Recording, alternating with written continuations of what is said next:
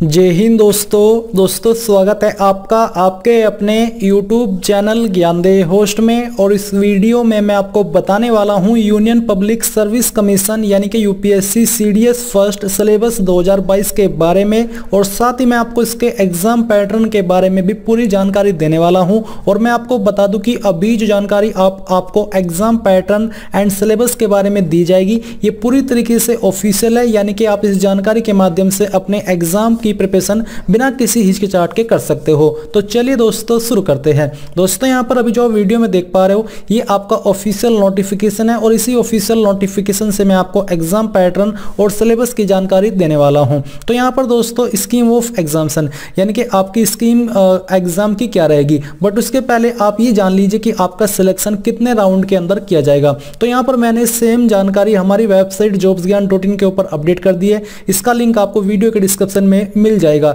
यहाँ पर दोस्तों जो आपका सिलेक्शन किया जाएगा, अब गाइज मैं आपको बताना चाहूंगा बायजूस एग्जाम प्रिपरेशन ऐप के बारे में, जो कि आपके लिए लेकर के आया है नॉलेज बैटल चैंपियनशिप। और ये नॉलेज बैटल चैंपियनशिप आपके लिए प्रेजेंट कर रहा है डिफेंस कैटेगरी से जो भी जुड़े हुए कैंडिडेट है या फिर डिफेंस कैटेगरी में जाने की सोच रहे हैं उनके लिए यहाँ पर एक बहुत अच्छी अपॉर्चुनिटी है अपनी नॉलेज को बेहतर करने के लिए, क्योंकि यहाँ पर होगा बैटल फॉर द बेस्ट, यानी कि बेस्ट में से बेस्ट जानकारी आपको दी जाएगी। तो अगर आपको इसके बारे में डिटेल में जानकारी जाननी है तो आपको सिंपल सा काम करना है, आपको वीडियो के डिस्क्रिप्शन में टेलीग्राम चैनल का लिंक दिया है, आपको ये चैनल ज्वाइन करना है। यहाँ पर आपको इसके बारे में संपूर्ण जानकारी जानने को मिलेगी।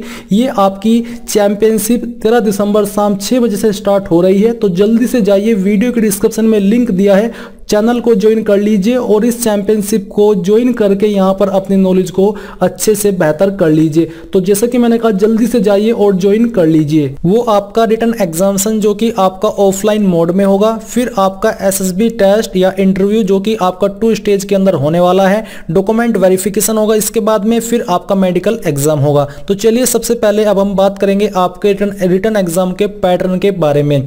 तो आपको यहाँ पर कहा है कि the paper in all the subject will consist of MCQ only, यानी कि आपके सभी सब्जेक्ट के क्वेश्चंस एमसीक्यू टाइप होंगे, जिसको आप हिंदी में बहुविकल्पीय बोलते हैं, जहां पर आपको एक क्वेश्चन के लिए 4 विकल्प दिए जाते हैं जिसमें से एक विकल्प सही होता है। The questions paper test booklets of general knowledge and elementary mathematics will be set bilingually in English as well as Hindi, यानी कि जो आपके क्वेश्चन पेपर की लैंग्वेज रहेगी इन दोनों सब्जेक्ट के जनरल नॉलेज और एलिमेंट्री मैथमेटिक्स की, वो आपकी हिंदी और इंग्लिश दोनों रहेगी। जिस लैंग्वेज में आप क्वेश्चन सोल्व करना चाहे वो कर सकते हैं। साथ ही आपको यहां पर यह कहा है कि the standard of the papers in elementary mathematics will be of matriculation level, यानी कि जिस लेवल के क्वेश्चन 10th में आते हैं उसी लेवल के क्वेश्चन आपके यहां पर इस एग्जाम में भी होंगे मैथ के।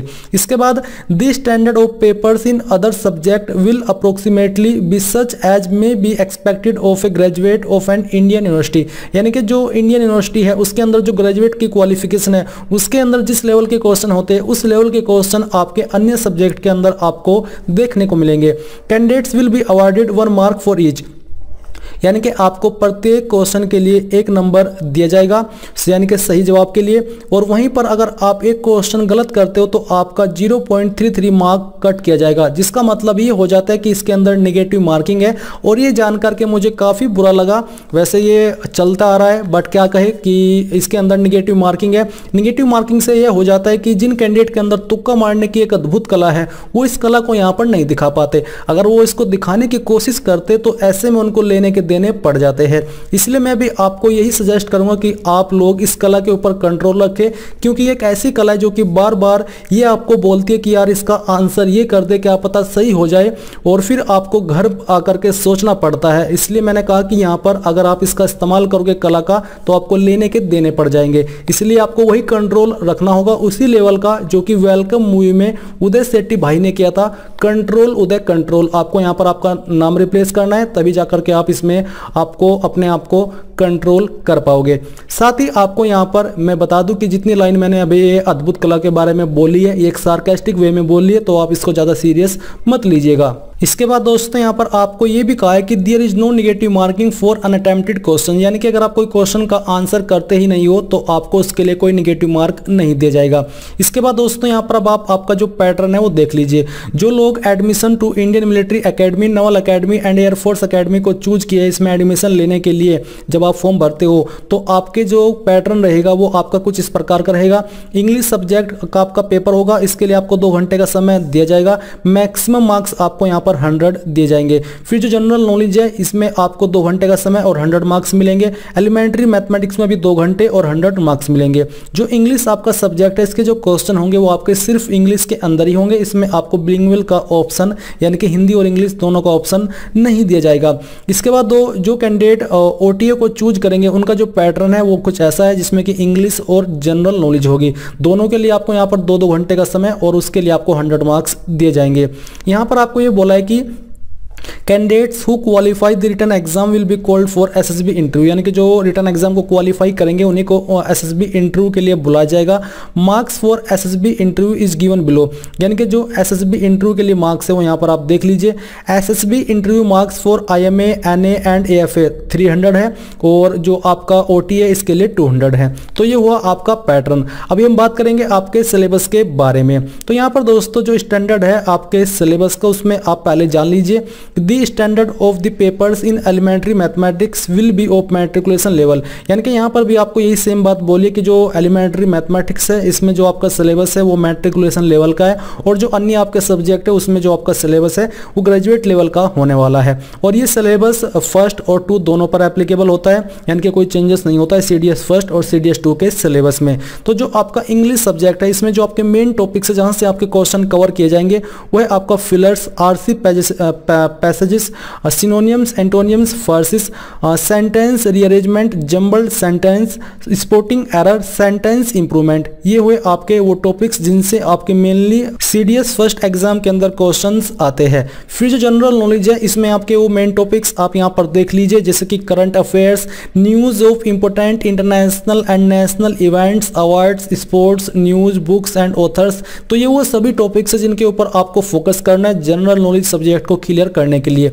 यहाँ पर वो सभी मेन टॉपिक्स आपको बताए हैं, जैसे कि आपको यहाँ पर ये कहा कि question from defence like army day, navy day, recent development ATC, इनके ऊपर भी आपको फोकस करना हो कि रिसेंट में आर्मी, नेवी और जो डिफेंस कैटेगरी है इसमें कुछ ऐसा क्या घटा है पिछले 5-6 महीने के अंदर जो कि याद रखने लायक हो और जो कि एक नेशनल न्यूज रही हो, तो वो आपको पढ़ना होगा। इंटरनेशनल ऑर्गेनाइजेशन जैसे कि IMF, WHO, world bank, UN, BRICS and SAARC, इसके ऊपर भी आपको पढ़ना है कि इनमें पिछले 5-6 महीने के अंदर क्या कुछ घटा है। एलिमेंट्री मैथमेटिक्स का जो सिलेबस है वो आप यहाँ पर देख लीजिए। इसमें आपके क्वेश्चन अर्थमेटिक से आएंगे। जो अर्थमेटिक है इसके सब टॉपिक्स यहाँ पर आप देख सकते हैं।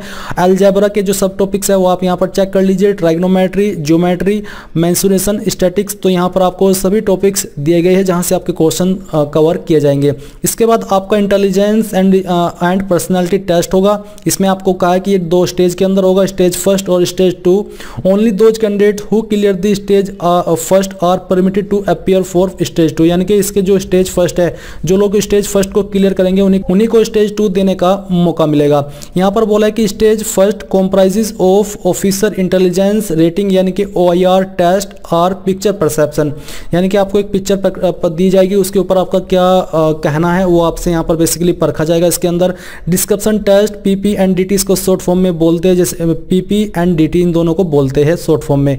दी candidates will be shortlisted based on combination of performance in OIR test and PP and DT, यानी कि इन दोनों को मिला करके उसकी परफॉर्मेंस के अकॉर्डिंग यहाँ पर आपको आगे शॉर्टलिस्ट किया जाएगा।